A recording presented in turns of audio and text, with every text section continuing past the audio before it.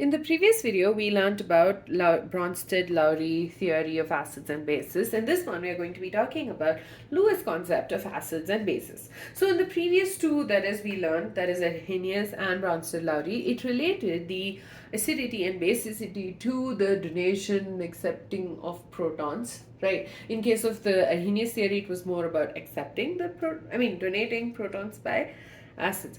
Lewis concept, on the other hand, is slightly different.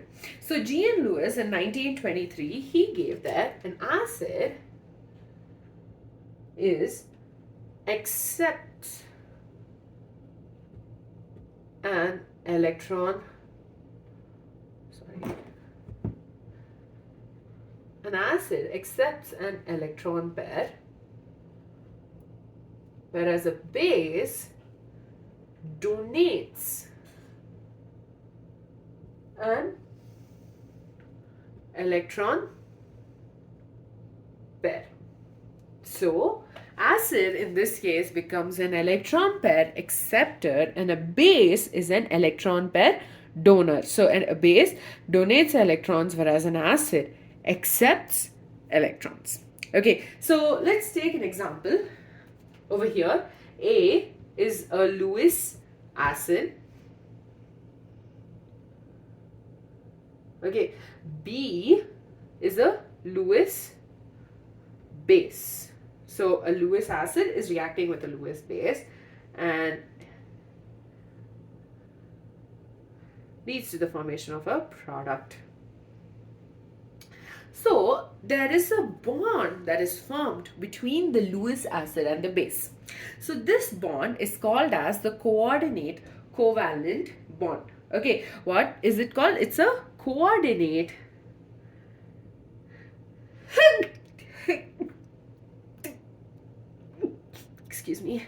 covalent bond. Okay, so essentially over here in this theory, Lewis acids are accepting electrons, okay, and Lewis bases are donating electrons. So any substance which has an unshared pair of electrons can act as a Lewis base, and any substance which has an empty orbital in which they can fix the electrons inside them act as a Lewis acid. Okay, and the coordinate bond which is formed between the acid and the base. And in this kind of bond, both the electrons are given by the same atom. So in this case, the Lewis base is the one supplying the electrons for the bond. And so it's called a coordinate covalent bond. And so examples of Lewis acid includes AlCl3, CO3 plus,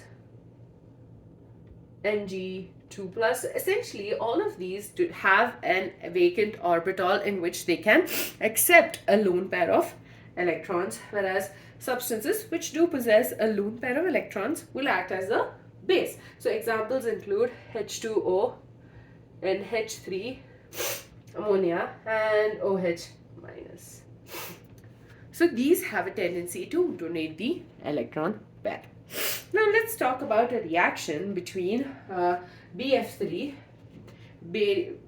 boron trifluoride, and NH3, which is ammonia. So BF3 and NH3. Now we know nitrogen has a lone pair of electrons. Boron, on the other hand, has a vacant orbital in which it can accept the electrons. So in this reaction, boron trifluoride is going to act as a Lewis acid and the ammonia is going to be the Lewis base. Okay, so this is going to give us BF3 NH3.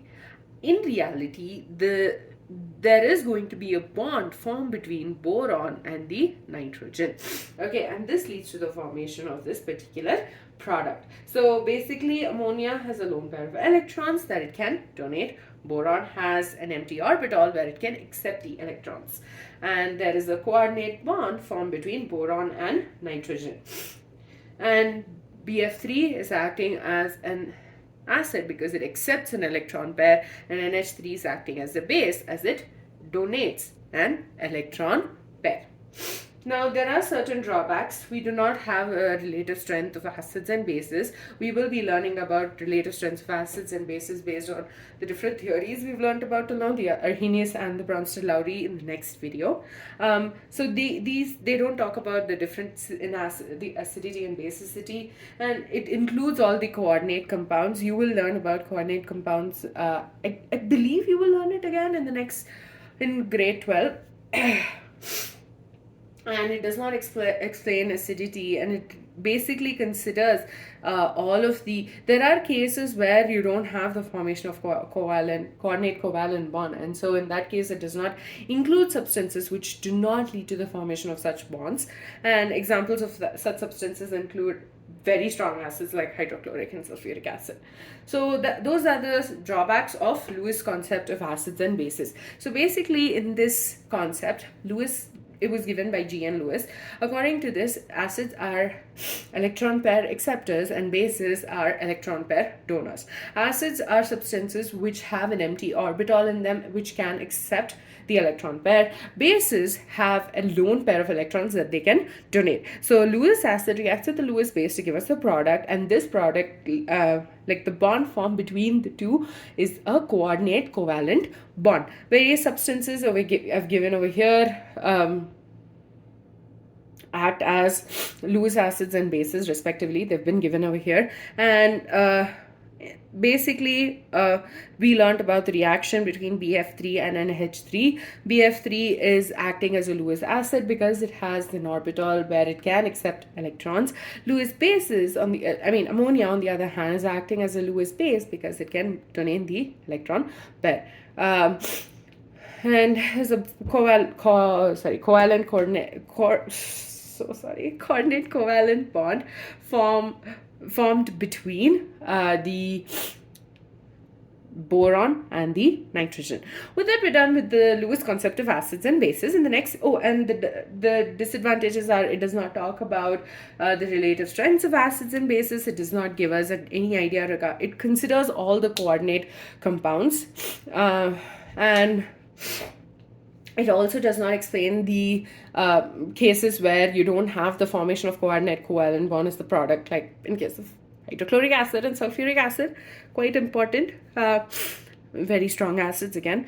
So with that, we're done with Lewis' concept of acids and bases. Again, do check out the community page to check out the post. This is something actually I made for my Instagram page a while ago, and I'm just going to be posting it over here. So if you're super interested, you can look at all of the various things that I have created in the past on Instagram, and do let me know if there's something really, if you like it and if you want me to continue doing that for the next set of videos.